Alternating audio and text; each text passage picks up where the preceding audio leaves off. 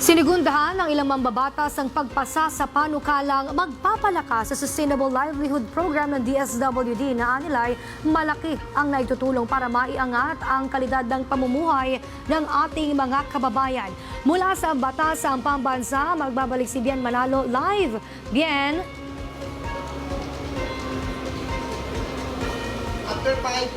Princess, ilang mahalagang panukala nga na mangangalaga at magbibigay suporta sa ating mga kababayan ang inaprubahan sa naging pagdinig ng House Committee on Social Services ngayong araw.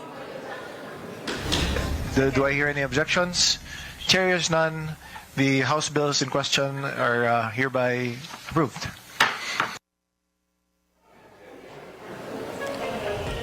Lusot na sa House Committee on Social Services ang panukala sa paglalaan ng pondo sa pagpapatatag ng Sustainable Livelihood Program ng Department of Social Welfare and Development o DSWD-SLP.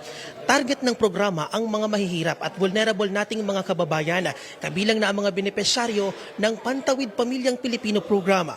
Hatid nito ang tulong pinansyal at mga pagsasanay na hahasa sa kanilang kakayahan na magpapaangat naman sa kalidad ng kanilang pamumuhay. Ayon sa DSWD, halos 80% ang success rate ng SLP. Sa ngayon, umaabot na sa mahigit 200,000 ang benepisyaryo ng programa. Aabot naman sa 5.3 billion pesos ang inilaang pondo ng DSWD para rito.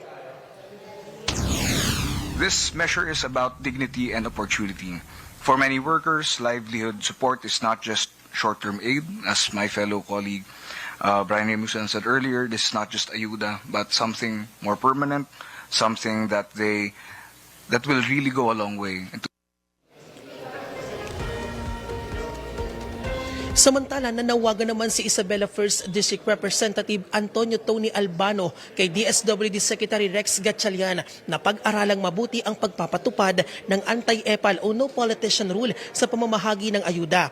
Bahagi aniya ng kanilang congressional oversight functions ang tiyaking epektibong na ipatutupad ang mga programa ng pamahalaan. Our resource persons to craft some kind of acknowledgement for us to have, especially with the Secretary, and convey this message to him that we are in partnership with the executive, especially the DSWD in this point, for nation building and for the benefit of our poor. Thank you, Mr.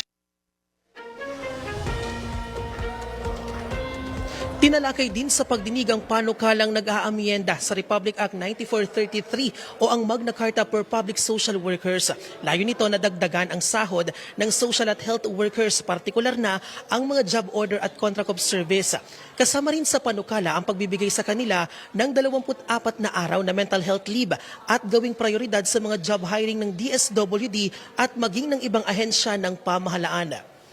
Princess, nakatakda namang pag-usapan sa mga susunod na araw ng Technical Working Group ng House Committee on Social Services ang pagpasa dito sa naturang panukalang batas. At yan ang update mula rito sa Batasang Pambansa.